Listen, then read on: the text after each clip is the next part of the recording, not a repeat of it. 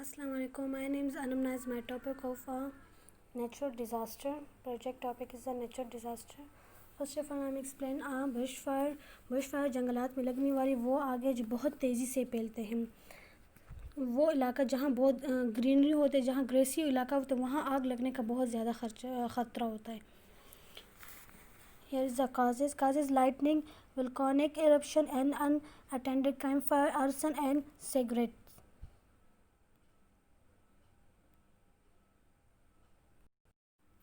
Lightning.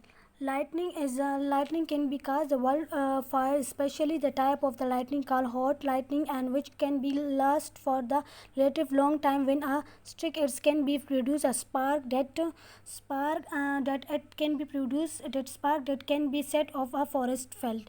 Volcanic वो होता है burning lava from the hot burning lava from a volcanic eruption also cause of the wildfire. मतलब आतिशफ़िशा जब ज़मीन के नीचे अंदर से बाहर जो जहरीली गैस निकलती है, जो लावा निकलते हैं, उसको वोल्केनिक एरप्शन कहते हैं। उससे भी आग लगने का ख़तरा बहुत ज़्यादा होता है। अनअटेंडेड कैंप फायर में मतलब कुछ लोग जो जंगलात वगैरह चले जाते हैं और वहाँ कैंप वगैरह क्रिएट कर लेते हैं। वहाँ मतलब कुकिंग वगैरह या अपने आप को वार्म करने के लिए लकड़ी वगैरह जलाते या इस तरह कुछ मटेरियल जो इकट्ठा करके जिससे आग लगाते हैं, वो सही बर्न नहीं करते, तो इससे भी आग लगने का ख़तरा होता है।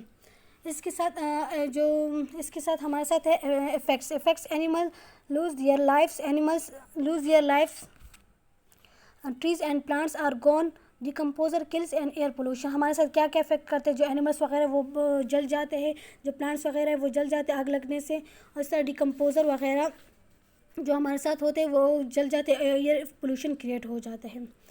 जो हमारे साथ जो ज़्यादातर आग वहाँ लगती है जहाँ जो इलाका बहुत ज़्यादा ग्रेसी हो, तो वहाँ होती है, क्योंकि वहाँ ऑक्सीजन की मिकदार काफ़ी ज़्यादा होती है, तो इस वजह से ऑक्सीजन आग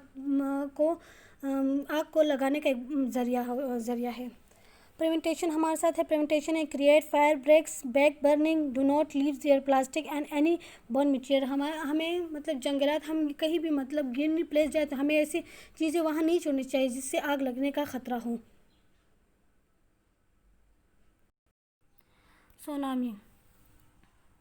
सुनामी समंदर के एक बहुत बड़ी लहरें पैदा होती है जो आगे साहिलों के साथ टकराती है और बहुत ज़्यादा नुकसान करती है। इसको सुनामी कहा जाता है। सुनामी समंदर के अंदर जो प्लेट्स होते हैं, जो क्रश होती है, उनके अंदर जब जलजला आता है तो ज़मीन समंदर के अंदर जो प्लेट्स से टकराती है, तो इसके नतीजे में एक लाइन फॉल्ट पैदा होती है, क्रिएट होते हैं, तो वहाँ से क्रश टूट जाती है। क्रश जहाँ से टूटते हैं उसको एपिक सेंटर कहा जाता है। वहाँ से एक रिंग टाइप क्रिएट होती है, वहाँ से एक रिंग टाइप क्रिएट हो जाती है।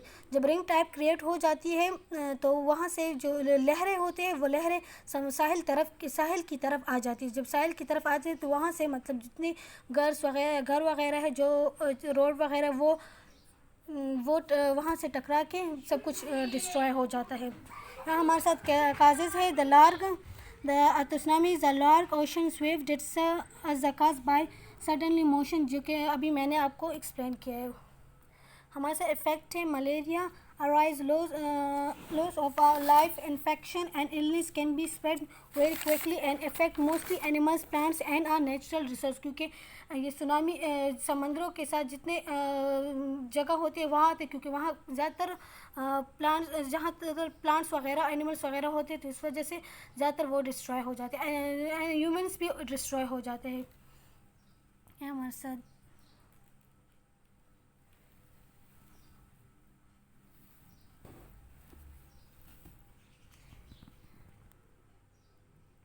ये प्रिवेंटेशन में तो tsunami themselves cannot be pretend, but the damage they cause can be minimalized।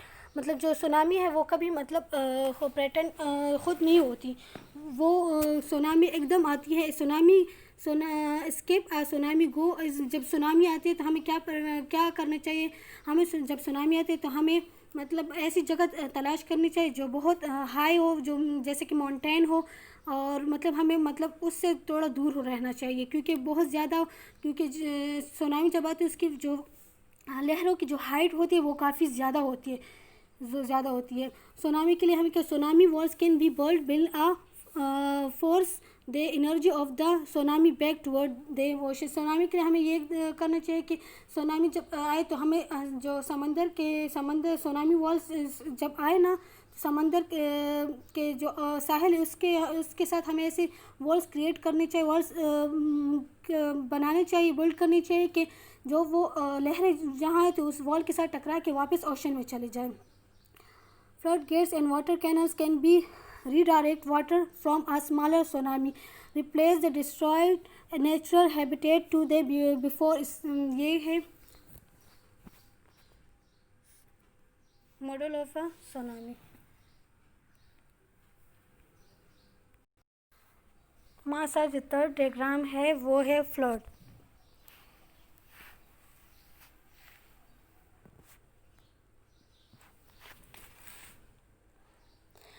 causes rain है, suddenly snow melt है, also rise the quantity of water in a stream and a cause of the flood। suddenly an excess release of a impounded water behind the dams।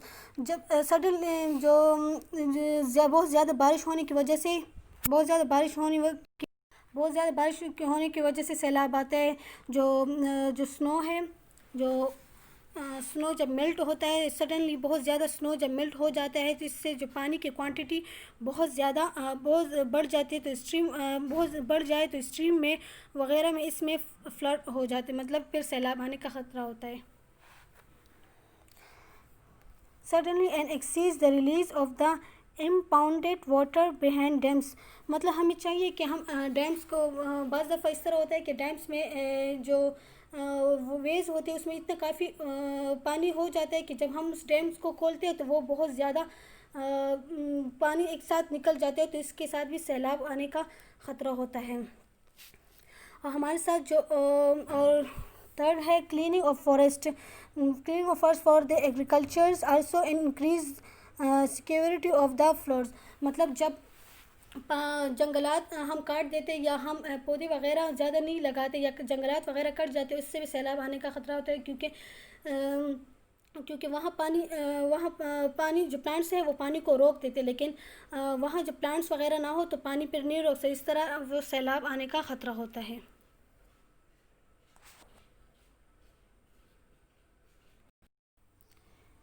ये हमारे साथ है earthquake causes है। ज़लज़ला किस तरह आता है?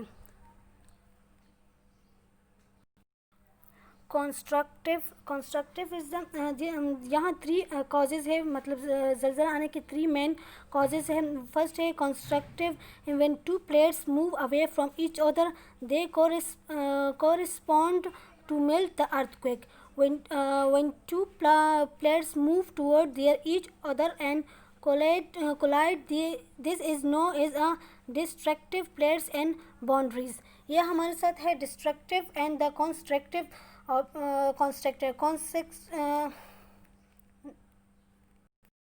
जो मेन कॉज है tectonic earthquake are caused by the suddenly tectonic movement in the earth crust। The main cause is that when the tectonic plates one ride the other causing the orangey collide mountain building earthquake। This largest fault surface earth and form due to the boundaries between moving plates। Effects हमारे साथ है human life से, अर्थ है, human properties है, injuries. Effect हमारे साथ किस तरह की, जब जलज़ला आता है तो सब कुछ डिस्ट्रॉय हो जाता है, सब कुछ तबाह हो जाता है, जितनी चीज़ें हैं। तो इसमें मतलब ह्यूमन्स लाइफ, क्योंकि घरों में या बाहर जब ज़मीन पड़ती है या जब ज़मीन पड़ती है या घर वगैरह टूटते हैं तो वहाँ ह्यूमन्स होते हैं, तो वहाँ ह्यूमन्स भी काफ़ी इंजरीज भी हो जाती है और डेथ्स भी हो जाती है, और इसके साथ एनिमल्स जितने प्लांट्स हैं वो भी डिस्ट्रॉय होते होते हैं। एनिमल प्रॉपर्टी जैसे बैंकिंग, बिल्डिंग, हाउसेस, जो जितनी भी चीज़ें हैं, जितनी भी प्रॉपर्टीज़ हैं ह्यूमंस, तो वो सब कुछ डिस्ट्रॉय हो जाता है। प्रिवेंटेशन में stay away from buildings, bridge and electronic fallens and move to open area. मतलब जब भी ज़लज़ला आता है तो हमें चाहिए कि हम ऐसी जगह मूव करें जो बिल्कुल सही एरिया हो, जहाँ जहाँ ओपन एरिया, जहाँ घर वगैरह ना हो, जो मतलब बिल्डिंग वगैरह जितनी चीज़ें हैं वो ना हो, वहाँ मतलब इंसान अपने आप को सेव कर सकता है।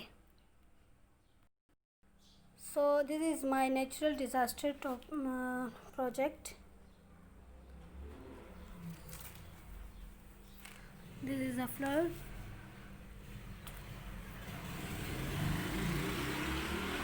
This is a earthquake. This is a tsunami. This is a tsunami. And this is a bushfire.